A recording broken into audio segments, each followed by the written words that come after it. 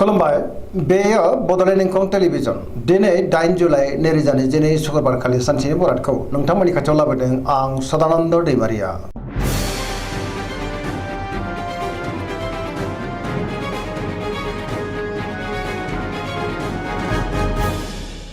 सिगां फरायनो लादों मेष राशि गिबि हांखो अ ल दिनैनि साना मोजां आरो गाज्रिनि गेजेरजों बाबेननांगोन। लोगो लेवानि आंखाल जानो हागौ। गोसोआव नेगेटिभ साननाय फैगोन। गुबुननि थाखाय नाङा फाङा जेंनायाव गोग्लैनांनोबो हागौ। गोसोखौ दिनै जोबोर गुलुं गुजुं मोनगोन। मावनो लानाय खामानिखौ थि समावनो मावफुंनो हागोन। देहाया मोजाङै थागोन। अब्लाबो नाथाय जानाय लोंनायाव सांग्रां जानांगोन। रांखावरियाव मोजां नाथाय खरसायाबो बांगोन। बेफार फालांगियाव मोजां होनजायो। समाजावबो दिनै मान मोननो हागोन। न'खराव बिसि फिसायनि गेजेराव एना एनिबो जानो हागौ। बहाबा बेरायहैनो बा हान्थिनो खाबुबो मोननो हागौ। लाइमोनफोरा जोबोर रमान्टिक जागोन आरो गावबा गावनि गोसोनि साननायखौ फोरमायलायनो हागोन। फरायसाफ्रा फरायनायाव गोसो दुंखांगोन आरो मोजां फिथाइ मोनगोन।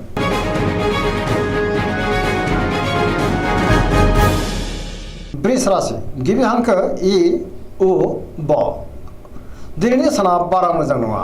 हरखाबै माबा मोनसे गाज्रि खौरां मोननोबो हागौ। गुबुननि हेफाजाब मोननो गोब्राब जागोन। गोसोखौ दिनै जोबोर गोनो गोथो मोनगोन। गोसोआव नेगेटिभ साननाय फैनो हागौ। मावनो लानाय खामानिखौ थि समावनो मावफुंनो हागोन। समाजाव मान मोनगोन। रांखावरियाव मोजां मोननो गोनांखौ दिनै मोननो हागोन। बेफार फालांगियावबो मोजां होनजायो। बहाबा थाङोब्ला दिनै मोजां आरो मोजाङैनो हान्थिनोबो हागोन। न'खराव बिसि फिसायनि गेजेराव अननानै फैगोन। देहाया दिनै बारा मोजां थानाय नङा। जानाय लोंनायाव सांग्रां जानाया गाहाम। सिगांनि बबेबा बेरामा जाखांफिननो हागौ। सेंग्रा सिख्लाफ्रा जोबोर रमान्टिक जागोन आरो गावबा गावनि गोसोनि साननायखौ फोरमायलायनोबो हागोन। नाथाय बहानिफ्रायबा हरखाबै गाज्रि खौरांबो मोननो हागौ। सांग्रां जानांगोन। फरायसाफ्रा दिनै फरायनायाव गोसो दुंखांगोन आरो मोजां फिथाइ मोनगोन।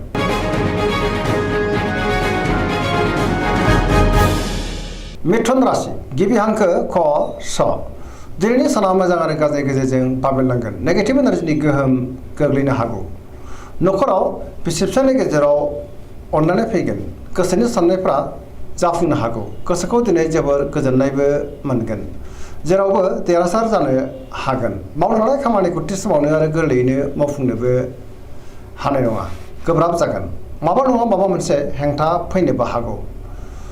गुबुननि थाखाय माबा मोनसे जेंनायाव गोग्लैनांनोबो हागौ। सांग्रां जानाया गाहाम। देहाया दिनै मोजाङैनो थागोन।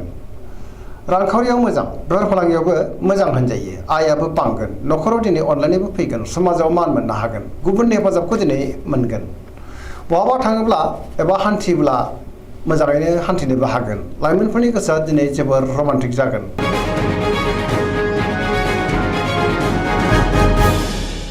कर्कट राशि गिबि हांखो द ह दिनैनि साना मोजां आरो गाज्रिनि गेजेरजों बाबेनलांगोन। गोसोखौ दिनै जोबोर गुलाय गुजाय मोनगोन।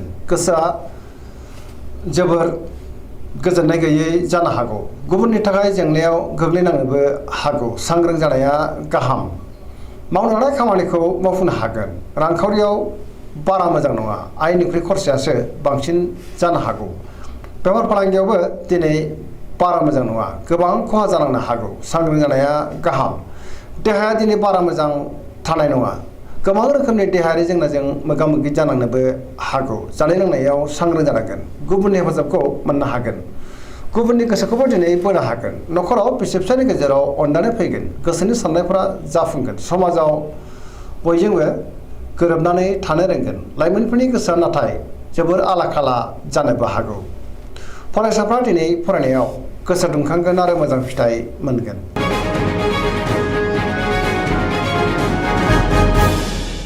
सिंह राशि गिबि हांखो म ट दिनैनि साना बारा मोजां नङा। बयजोंबो गोरोबनो रोंनाय नङा। गियाननि आंखाल जानो हागौ।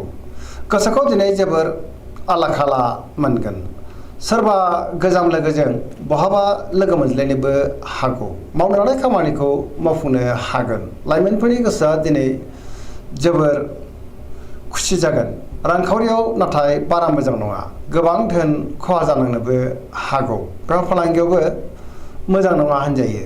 न'खराव दिनै अननानै फैगोन। गोसोनि बोलोआ नाथाय अब्लाबो लोरबां जागोन। समाजाव मान मोननो हागोन गुबुननि गोसोखौ बोनो हागोन सेंग्रा सिख्लाफ्रा बयनिफ्रायबो मोजां खौरां मोननोबो हागौ।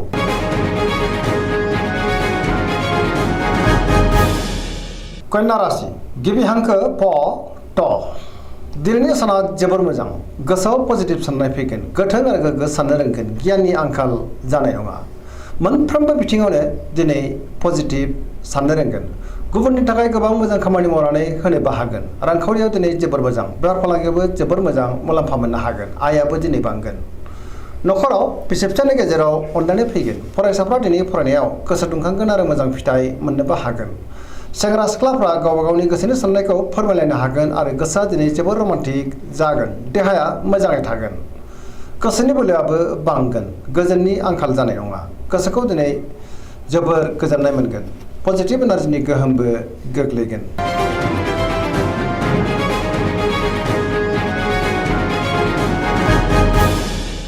तुला राशि गिबि हांखो र ट दिनैनि साना बारा मोजां नङा गोसोखौ दिनै जोबोर लोरबां मोनगोन सोरजोंबा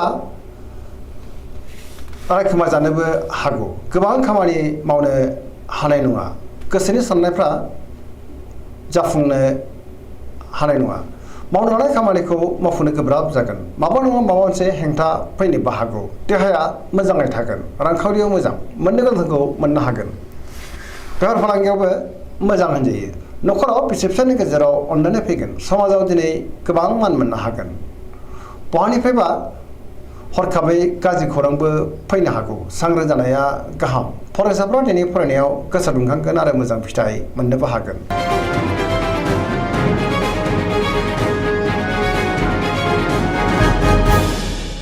वृश्चिक राशि गिबि हांखो न स दिनैनि साना बारा मोजां नङा गोजोननि आंखाल जानो हागौ समाजाव लोगो लेवानि आंखाल जानो हागौ बयजोंबो मोजां सोमोन्दो लाखिनो गोब्राब जागोन गोसोनि बोलोआ लोरबां जागोन नाथाय अब्लाबो गावनि गोसोनि साननायखौ गुबुननो फोरमायनो हागोन लोगोफोरनि हेफाजाबखौबो मोननो हागोन सोरबा लोगोजों बाख्नाय जानोबो हागौ गोसोखौ दिनै नाथाय जोबोर उसुखुथु मोनगोन गोसोआव गोग्गो आरो गोथों साननो फैगोन मावनो लानाय खामानिखौ मावफुंनो हागोन समाजाव मान मोनगोन न'खरावबो अनलायनाय फैगोन बहाबा हान्थिनो एबा दावबायनो खाबु मोननोबो हागौ रांखावरियाव मोजां बेफार फालांगियावबो मोजां होनजायो देहाया मोजाङै थागोन अब्लाबो नाथाय जानाय लोंनायाव सांग्रां जानांगोन गुबुननि थाखाय मोजां खामानि मावनानै होनोबो हागोन फरायसाफ्रा दिनै फरायनायाव गोसो दुंखांगोन आरो मोजां फिथाइ मोननोबो हागोन सेंग्रा सिख्लाफ्रा जोबोर रमान्टिक जागोन आरो पजिटिभ एनार्जिनि गोहोमबो गोग्लैगोन।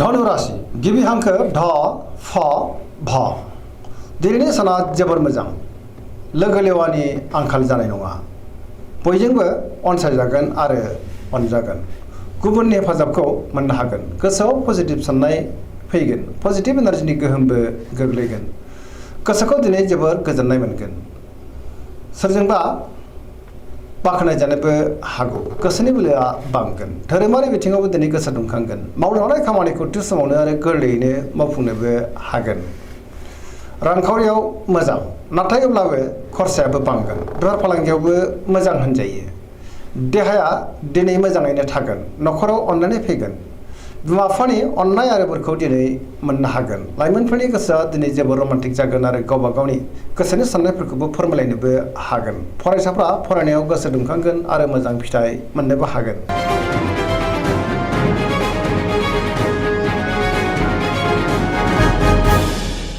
मकर राशि गिबि हांखो ख ज दिनैनि साना जोबोर मोजां बहानिफ्रायबा मोजां खौरां फैनो हागौ गोसोखौ दिनै जोबोर गोजोननायबो मोनगोन देहाया मोजाङै थागोन अब्लाबो नाथाय जानाय लोंनायाव सांग्रां जानाया गाहाम गोसोनि साननायफ्रा जाफुंगोन गोसोआव पजिटिभ साननाय फैगोन गोथों आरो गोग्गो साननो रोंगोन गियाननि आंखाल जानाय नङा रांखावरियाव जोबोर मोजां होनजायो मोननो गोनांफोरखौबो दिनै मोननो हागोन बेफार फालांगियावबो जोबोर मोजां मुलाम्फा मोनगोन सोरजोंबा बाख्नाय जानोबो हागौ मावनो हानाय खामानिखौ थि समावनो आरो गोरलैयैनो मावफुंनोबो हागोन पजिटिभ एनार्जिनि गोहोमबो गोग्लैगोन लाइमोनफोरनि गोसोआ दिनै जोबोर रमान्टिक जागोन आरो गावबा गावनि गोसोनि साननायफोरखौबो फोरमायलायनोबो हागोन धोरोमारि बिथिङावबो दिनै गोसो दुंखांगोन।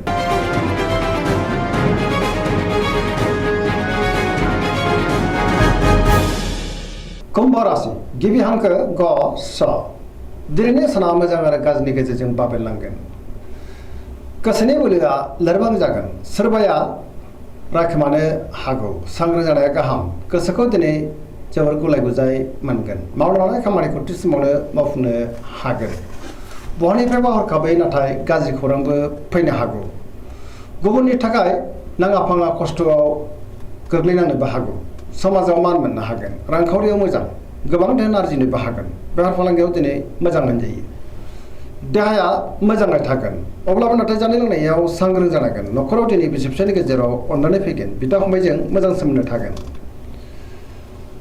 सेंग्रा सिख्लाफ्रा गावबा गावनि गोसोनि साननायखौ फोरमायलायनो हागोन आरो गोसोआ दिनै जोबोर रमान्टिकबो जागोन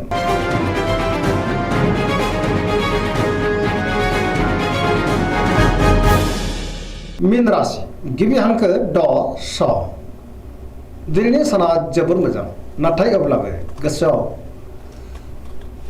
बेले बेजे साननाय फैनो हागौ गोसोखौ दिनै हमथायोब्ला जोबोर मोजां जेरावबो जाफुंसार जानोबो हागोन गोबां मोजां खाबुबो फैनो हागौ माबा मोनसे मोजां खौरां मोननोबो हागौ गोसोनि बोलोआ बांगोन देहाया दिनै मोजाङै थागोन रांखावरियाव मोजां मोननो गोनांफोरखौ दिनै मोननो हागोन बेफार फालांगियाव मोजां होनजायो न'खरावबो दिनै बयजोंबो गोरोबनो रोंगोन गुबुननि थाखाय गोबां मोजां खामानि मावनानै होनोबो हागोन गोसोआबो दिनै जोबोर रमान्टिक जागोन आरो लाइमोनफ्रा गावबा गावनि गोसोनि साननायफोरखौबो फोरमायलायनोबो हागोन पजिटिभ एनार्जिनि गोहोमबो गोग्लैगोन दिनैनि राशि फरायनाया एसेनोसै जोबनायाव बेखौनो खावलायो जाहाथे नोंथांमोना सानफ्रामबो जोंनि बे बड'लेण्ड इंखं टेलिभिजनखौ नायबाय थायो आरो साबस्क्राइब खालामो लोगोसे लाइक खालामो आरो शेयार खालामो एसेनोसै गोजोन्थों।